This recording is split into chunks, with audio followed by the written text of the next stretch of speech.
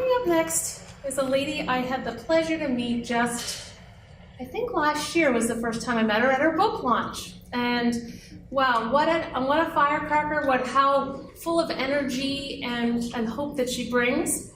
Pernille Fischer. She has worked in projects in over 90 countries. She speaks 5 languages, and she has been named one of the top 25 women of influence in Canada in 2014. So she's got, she doesn't sound like she's got a whole lot going on, but maybe legend could fit us in. But interesting story, her first job in Canada was on board a scallop dragger. And she's allergic to seafood. She loves live music and sang in a band once. And this one's interesting, and I hope she will tell us all about it. She's on her 7th BlackBerry because they twinned the Hammonds Plains Road. Please join me in welcoming Pernille Fischer.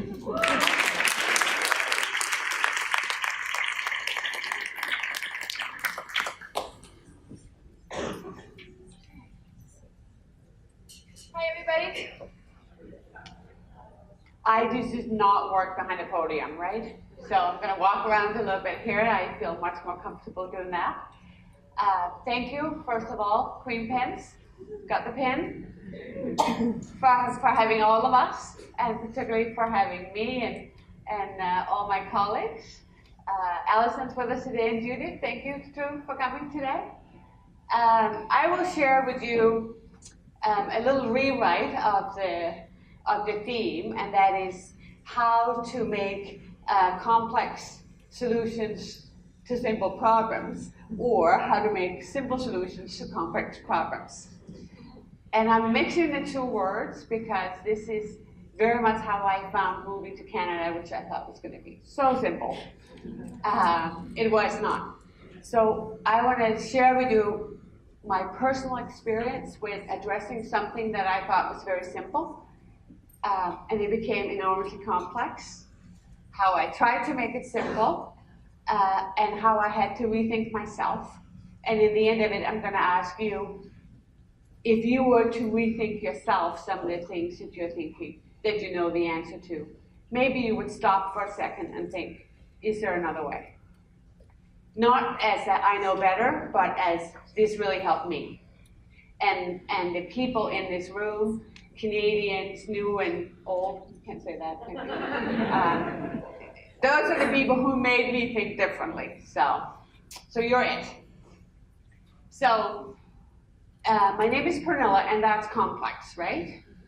It's the name of a poet in Denmark. It's one of the oldest names in Denmark, and it just does not work for North America.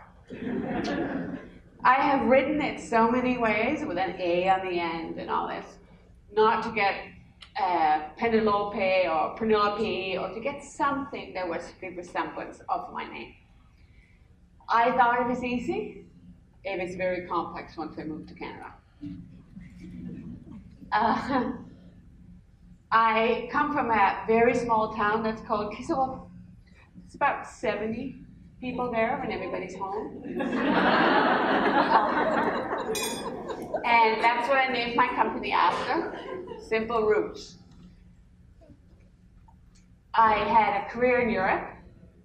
I ran lovely hairdo there. I ran an American computer company, and I had good colleagues. I could speak languages, learn different languages, interact with people who were programmers and would eat their dinner out of a can because they had to have a deadline, or with people in boardrooms. I was comfortable. I felt good. I had a good salary. Simple. Then I moved to Canada, and it became complex because in 1998, when I moved to Canada, 84% of our export went to the US. So nobody was really interested in Europe. And for the majority of the people I spoke to, when they asked where you're from, and I said Denmark, they said, oh, she speaks Dutch. No, entirely. So the things I had, my masters, my main language, my culture, and my network, what I could sell, was all in Europe, and nobody here saw it as value. Say, who do you know in the US? I don't know, nobody really. It's a US company, so everything I thought I knew, I had to rethink, but I didn't know at this point, I had to rethink it. So my first job was on a scalp dragger. It was looking at how the rake on a scalp dragger impacts the bottom.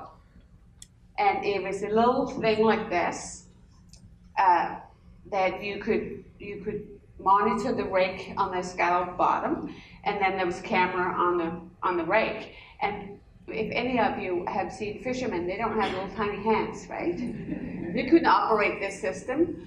So my job was try to evaluate how the technology would play together and how it could be operated. But a lot of the time was down on deck, actually, doing bushels of scallops. And it was a lovely experience. It was Anna's Pierce out of Lunenburg, 65 footer. And I would never have been able to do what I do today if I hadn't taken that trip. I learned a lot of new words from the fishermen too. And I taught them a lot of words in English as well. But see, I made the report, and I thought I wrote a good report. And the report was basically, this technology doesn't work in its current form. So I went from, I can't get FaceTime with anybody, I can't get a job, nobody's interested, to it may work. So I wrote this report, and little did I know that if this report had worked, it would have been awesome, I would have had a full-time job. So I wrote myself out of a job. And then I went to a conference in Newfoundland, Labrador. And I spoke, that's Newfoundlanders in the room, I hear. And I spoke at a conference with NLO, the Newfoundland and Labrador women entrepreneurs. And this is very early on after I started my company. And I was supposed to speak on international trade in Europe. And I felt smart for once, right? Because I knew something about this. But people at the conference weren't really there to hear about international trade in Europe. And the main speaker, the keynote at the event, was a woman who was called, who was a stylist to the stars, is how she was announced.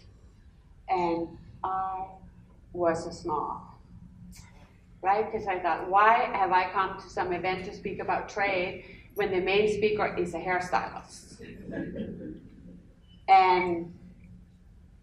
And that hairstylist spoke, and she talked about how in the US and in Canada they had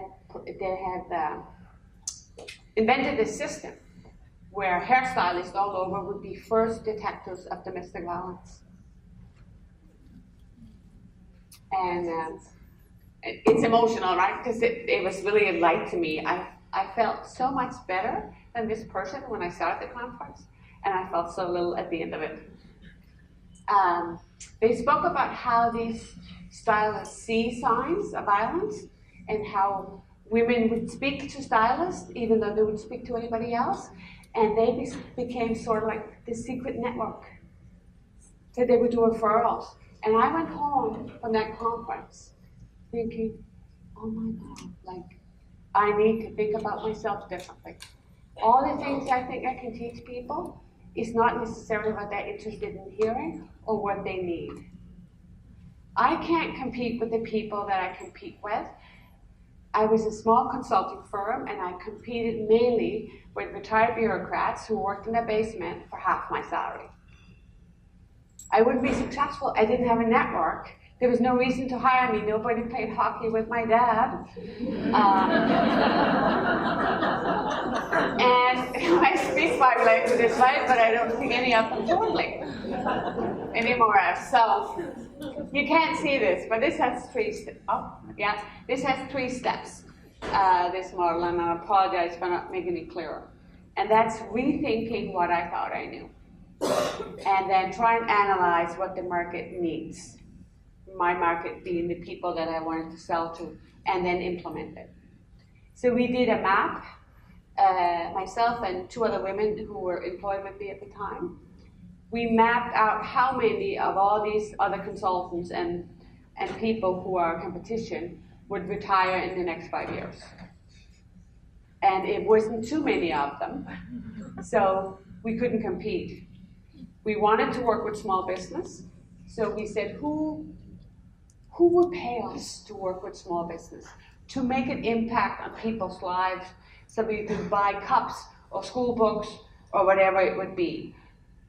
International development banks, governments, and economic development agencies. So we made a map of all of them, and from, this is around 2005, 2006, and to today, we have worked in more than 90 countries.